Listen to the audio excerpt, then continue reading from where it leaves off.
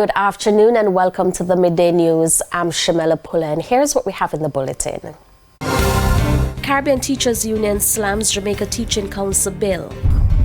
MP alleges sabotage over planned traffic light installation in Portmore St. Catherine. And later in sports, Mount Pleasant FA reportedly found not guilty of breaching JPL rules. Now the details. The Caribbean Union of Teachers has expressed dissatisfaction with the recently passed Jamaica Teaching Council bill, which is set to be debated in Parliament soon. Speaking on Power 106's Morning Agenda Tuesday, President of the Union, Dr. Garth Anderson, criticized the process surrounding the bill.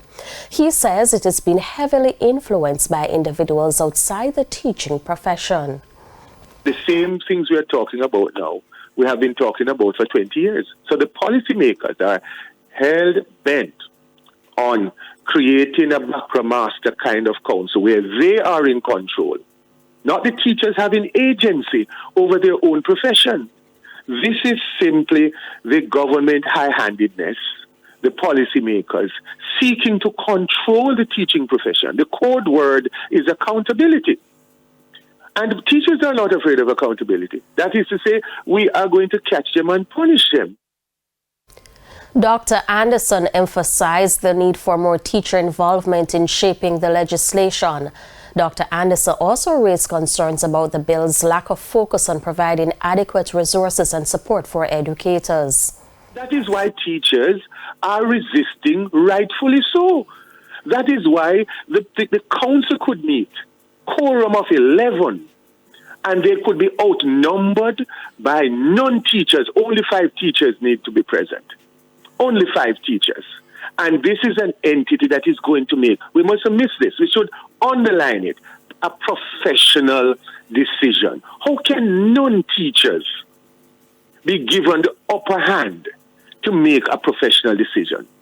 And of import, you're not hearing any defense of these points that are being raised by educators. Nobody defending it.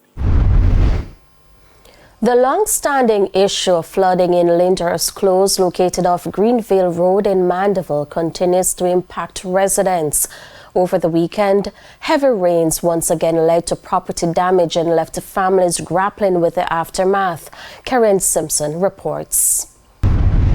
Heavy rains on Saturday transformed the front of a house in Lyndhurst Close, Mandeville, into a riverbed, leaving the ground floor of the 2-story property severely flooded. The affected family says this is a recurring nightmare. Every time it sets up as if rain is going to fall. You know what I mean? I have palpitations. I can't breathe. I can't sleep. I can't do anything because I am anticipating that I'm going to be flooded out. I have a 92-year-old grandmother with me, right? And she was in the area that got flooded. I had to lift. She's unable to move. We had to be moving her in sheets. They say they have reached out to Manchester Central Member of Parliament Rhoda Moore Crawford and Chairman of the Manchester Municipal Corporation Donovan Mitchell seeking assistance. The mayor then put me on to a technical officer. And a technical officer came here in September of last year, 2 of them, male and female, and they looked at the area there, scratching their head. They didn't know what to do. Then they left and said what they will do. They will speak to NWA because the road is the main road where the water settled is a NWA road. However, to date, no action has been taken. When TVJ News contacted Ms. Crawford and Mr. Mitchell, neither accepted responsibility for the situation. In expressing their frustration, the families again appealing for urgent help before the problem worsens. We work hard and we said we're going to retire here. And we spent our money thinking that we are buying somewhere that's nice and we are able to live. And it turned out to be a nightmare. It turned to be a nightmare and we have nobody to assist us. It's like you send the fool a little further. You're put on to someone, then someone put you on to someone else, and you get nothing done. Karen Simpson, TVJ News. To a TVJ News follow-up, Member of Parliament for St. Catherine's South Eastern Robert Miller is raising concerns of possible sabotage. This following a recent announcement regarding the installation of a traffic light at the Augusta Drive and Southern Parade intersection. The Augusta Drive and Southern Parade intersection in St. Catherine is known for frequent crashes, which is why Member of Parliament for St. Catherine's South Eastern Robert Miller says he has been in ongoing discussions with the National Works Agency NWA about the need for a stoplight. Up until January of this year, I wrote a final letter to NWA stating to them that there is need for a stoplight. January 22nd, 2025 to be exact. This was the last letter that I wrote to NWA about the stoplight that is needed at the intersection of Portmore Drive and George D. Boulevard. While acknowledging that the Portmore City Municipal Council may have also played a role in the process, Mr. Miller believes his own contributions are being overlooked. It cannot be that the Portmore City Municipal Council is the only paternity father to discover the need for a stoplight. And because of their lobby, the stoplight is finally here. When I was in meetings with NWA, they were not there. I am not at their meetings at the Municipal Council. I do not know what they're doing there, right? But I know that I have to represent the people that I serve.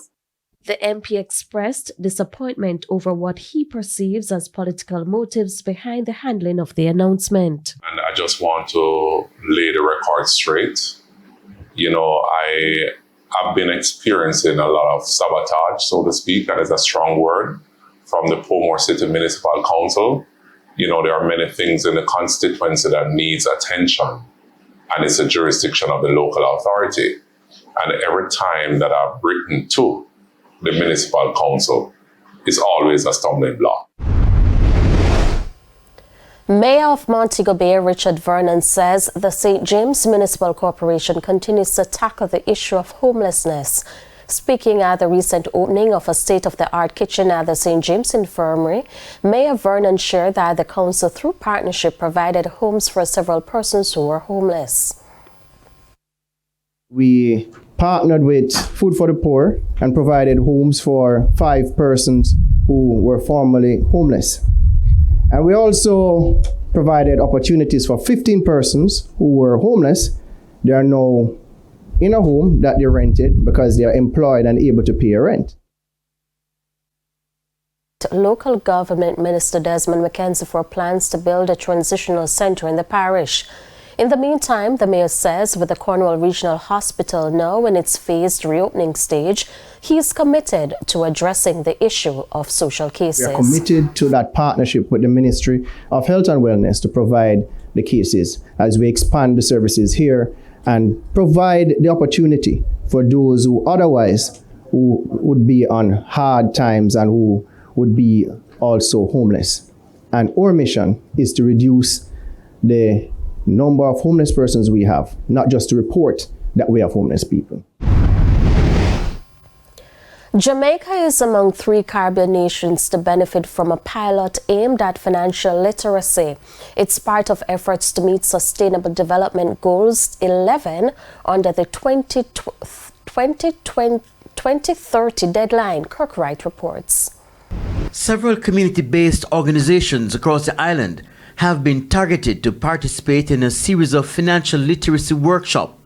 The aim is to strengthen critical areas of their organization to build capacity to better manage their financial operations.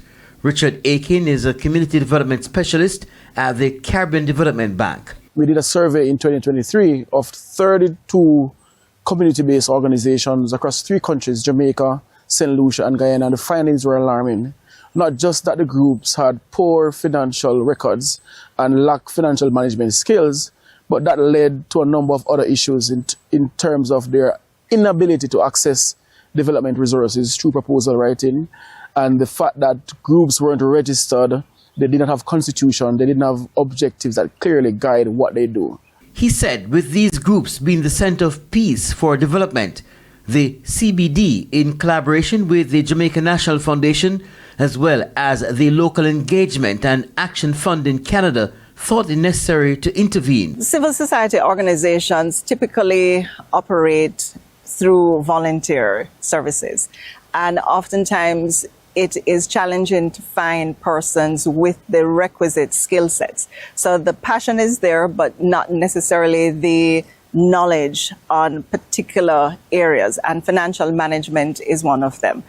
50 community leaders have so far benefited from the intervention. And what we hope to do at the end of the day is two things. One, ensuring that that groups could leave with some key skills that could immediately impact their organization, and we want to track the change over the next few months or years to come. But secondly, and maybe equally important, is to see, having completed these exercises across the 4 parishes, how can we then replicate this across Jamaica? Kirk Wright, TVJ News. More than $200,000 has been invested in strengthening farmers' groups in Jamaica since 2019 under the Farmers Organization for Africa, Caribbean and Pacific, a global initiative aimed at empowering smallholder farmers. O'Shane Masters reports. The funding supported tools, training, and innovation to boost productivity and resilience. Chief Technical Director in the Ministry of Agriculture, Courtney Cole, praised the initiative for helping farmers organize and access critical services. The 5-year program funded by the EU and IFAD brought together over 100 stakeholders from across the region. For what we are seeing is that the impact of climate change, for example, is one of the main bottlenecks that we have in the Caribbean, but also in other parts of the world. So prepared organizations to have quick response structures and quick ways to reach their members, provide services for them in terms of granting access to credit, to insurance. We think that these are the remaining challenges. And for that, we need stronger organizations with institutional capacities, with financial capacities to deliver and to reach out to their members. Now, at least 2 farming groups received grants so far to further upgrade their respective operations. They are the Golden Grove Farming Association in St. Thomas and the New Era Farmers Benevolent Society in Beechertown, St. Anne. We have acquired grant assistance that will develop our funding and our accounting skills. We have done financial training also through the FAO and Procasor regarding our building of the organization, strengthening structure, and assist with enabling us to be greater in productivity and marketing. Our aim now from this project is to use it to provide a consolidated fund which will help us provide funding for our farming members. So instead of going through the structure of, trying to find funding from banks and so forth, we'll be able to help our farmers increase production from our own funding. Pedro Barato, who is the lead for the Farmers Organization for Africa, Caribbean and Pacific, says even with the impact of the Trump administration's tariffs, farming groups which benefited from the training should be able to stand firm. If they manage to do collective work in terms of production, this will allow them to save resources, to optimize their production, to increase their productivity, but also to be better prepared to face social and economic challenges that may happen. Across the Caribbean, more than $1 million was invested, benefiting over 40 farmers' organizations in 8 countries. With operations in 70 countries and outreach to over 52 million farmers globally, FO4ACP's legacy is expected to continue driving sustainable agriculture in the region. O'Shane Masters, TVJ News. It's time for a break. Stay with us. More stories when we return. Welcome back to the Midday News. It's now time for the Business Minute. Tropical Battery has announced the appointment of independent director Mark Ramsey to its Audit and Risk Committee. The appointment took effect May 5th. Mr. Ramsey, a board member since 2020 and a well-known attorney, brings expertise in finance and corporate governance. The move supports Tropical's plans to upgrade from the junior to the main market of the Jamaica Stock Exchange, reinforcing its commitment to transparency and strong leadership. Further afield, OpenAI, the company behind ChatGPT, is rolling out a new governance plan following a recent internal power struggle. CEO Sam Altman says OpenAI will now operate as a public benefit corporation, a for-profit model that must also serve the public good. The move aims to balance business growth with its founding mission of benefiting humanity. This comes after criticism, including from co-founder Elon Musk, that the company is drifting from its original non-profit roots. For the Business Minute, I'm Shane Masters. Sports is next.